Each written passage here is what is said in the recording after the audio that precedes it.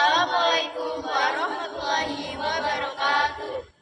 Perkenalkan, nama saya Teguh Marsudi, nomor absen 1. Saya Bunga Rumeli Putri, nomor absen 8.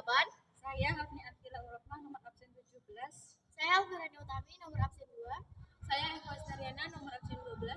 Saya Julia Kusmira Utami, nomor absen 10. Di sini kami akan mempresentasikan Kerajaan Sriwijaya. A few moments later. Halo teman-teman, kali ini kita akan menjelaskan mengenai seputar Kerajaan Sriwijaya. Munculnya Kerajaan Sriwijaya. Kerajaan Sriwijaya bermula dari pemukiman di Tanah Berawa, di pantai timur Palembang. Sumber Tiongkok menyebutnya Koi. Kerajaan ini diperkirakan telah berdiri dan pertama kali muncul pada abad ke-7 sampai ke-11 sebelum Masehi. Hal itu didasarkan pada sebuah catatan perjalanan seorang biksu bernama Aising yang menuliskan kisah persinggahan selama 6 bulan di Kerajaan Sriwijaya. Tak hanya itu saja, catatan mengenai berdirinya Kerajaan Sriwijaya juga didasarkan pada sebuah penemuan prasasti abad ke-7 yang cukup banyak. Kerajaan Sriwijaya merupakan kerajaan bahari yang berasal dari Pulau Sumatera. Kalian pasti penasaran kan di mana letak pastinya Kerajaan Sriwijaya? Kerajaan Sriwijaya ada di Palembang.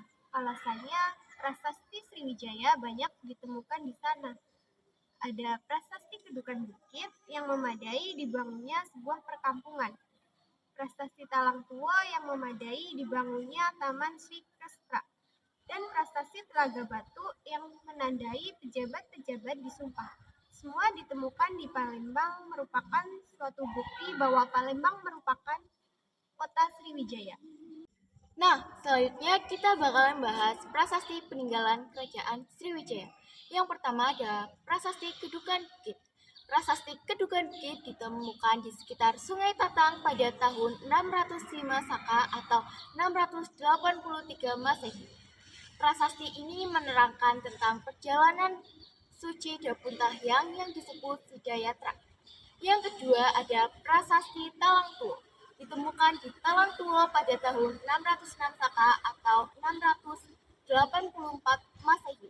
Prasasti ini menerangkan tentang pembangunan taman yang disebut Dapuntahyang Sri Jayangga. Yang ketiga, prasasti Telaga Batu. Ditemukan di Palembang, menerangkan tentang kutukan-kutukan yang menakutkan bagi mereka yang berbuat kejahatan. Prasasti ini tidak berangkat tahun. Yang keempat ada prasasti Kota Kapur. Prasasti Kota Kapur ditemukan pada 608 Saka atau 686 Masehi.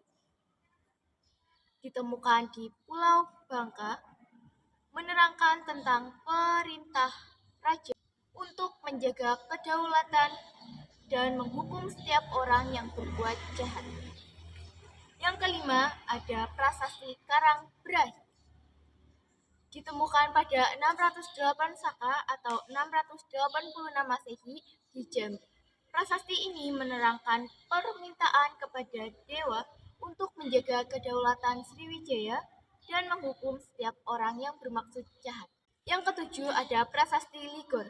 Prasasti ini ditemukan 776 Masehi di Ligor atau Semenanjung Melayu, menerangkan bahwa Raja Sriwijaya menjalin persahabatan dengan penguasa di Thailand Selatan.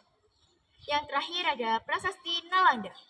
Prasasti ini ditemukan 860 Masehi di Nalanda atau India Timur, menerangkan tentang Raja Davaleda dari Kerajaan Pala yang mengabulkan permintaan untuk membangun sebuah biara kuda Nalanda.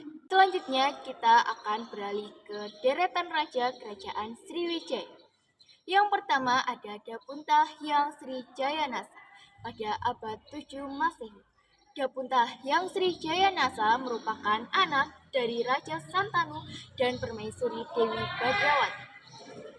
Ia juga merupakan tokoh pendiri Kerajaan Sriwijaya. Yang kedua ada Samara Grawira pada abad ke-8 Masehi. Selanjutnya ada Dara Nindra pada abad ke-8 Masehi. Selanjutnya Selanjutnya ada Samaratungga pada abad ke-9 Masehi dan ada Balaputra Dewa abad ke-9 Masehi. Balaputra Dewa merupakan anak dari Samaratungga, Tara Dharma Setu, Dewi Tara. Ia memimpin Sriwijaya sekitar abad ke-7 sampai 8 Masehi. Berdasarkan analisis prasasti Nalanda, Balaputra Dewa menjadi Raja Sriwijaya karena mewarisi tahta dari ibunya yang bernama Tara sekaligus sebagai penerus Wangsa Sailendra dari ayahnya yang bernama Samangrawira. Sriwijaya Maharaja abad ke-10 Masehi.